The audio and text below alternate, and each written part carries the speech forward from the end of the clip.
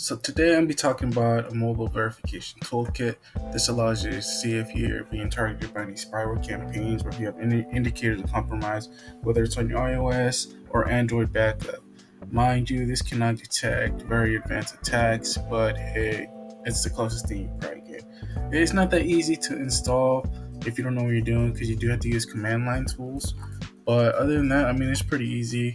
It does scan your call history, your SMS, what app messages, your pictures, pretty much anything you see if there's any potential attack vectors in it. So let's get to it. Okay, so next thing you have to do is you have to go to iTunes, do a local encrypted backup, which is right here. You go to computers, encrypt local backup, click here, change password. Make sure you remember this password because if you do forget it, you're gonna have to redo it. You're gonna have to erase the local encrypted backup and reset the settings on your phone. You won't lose the backup on your iCloud, but you will lose it on your computer, which you are gonna need. Once you get that, which is I already did it because it takes a while, is you transfer it over to SSD card. I like SSD card because it's a lot faster. You can do an SD card, you can do a hard drive. This is just a lot faster. I'm going to be using VMware with Linux, which is a lot faster. Transferring with the SD card, because if you transfer it from your computer to the VMware, it's going to take forever because you have to compress it, put it in a zip, transfer it over, extract it from there, which takes a long time, at very minimum 20 minutes. Trust me, I've been there. So, I'm going to go into that next. So, but you're asking, where do you find this backup? You would go to your local disk, wherever you stored it, go to user, go to your the name of your user, whatever you name your computer, Apple, mobile sync, and backup, and this right here would be your backup. That you would just copy to your SSD card, or whatever drive you're going to transfer it to. I would just transfer it that way, because if you do compress it, it will take a longer time. And mind you, depending how big it is, it will take a long time. For example, this was 30 gigabytes. It did take like around 20-30 minutes. Yep, that's pretty much it. Alright, first thing you're going to want to do is you're going to want to start a virtual environment. How dumb are you?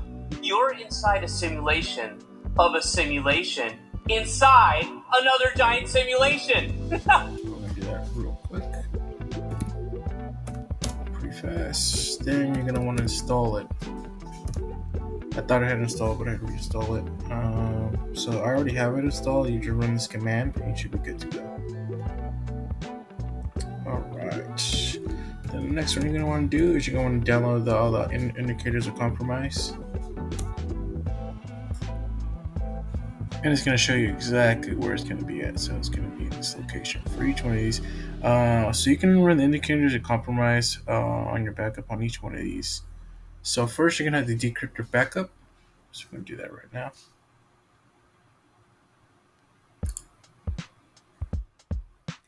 Alright, so now we're going to decrypt the backup.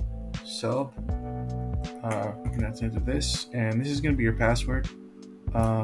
/D stands for where you're going to put the destination, where you're going to put the decrypted backup. And this right here is where you have the encrypted backup. So we're going to do that now. And just take a while as well.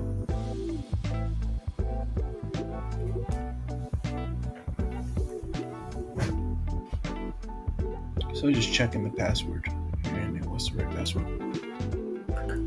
And we're just gonna skip through this because it's gonna take a while.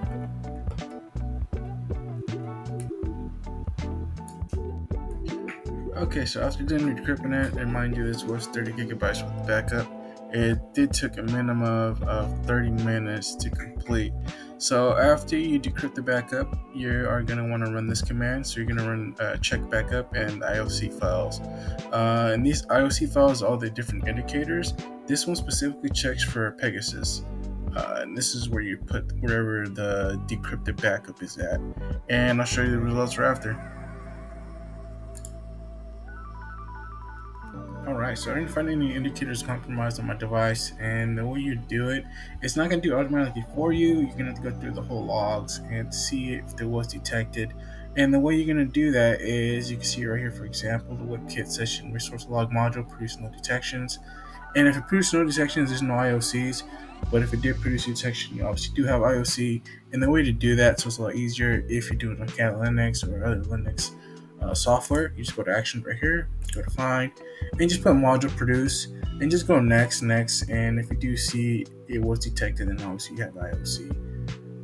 Mind you, this cannot automatically detect advanced attacks. And if you do have any problems with advanced spyware attacks and stuff like that, you can actually go to this website called securitylab.amnesty.org, and they have a whole website there talking about all that type of stuff. All right, and to detect all the different IOCs, the one I just ran was only for Pegasus, so I didn't have any indicators compromised for that specific spyware. So you could run Predator spyware indicators right here, and you just pretty much change this out. So the one I just did was this one, and you just change this part out in the script right here. So this Predator, and you can just do that one by one on each one of these. And that's pretty much it.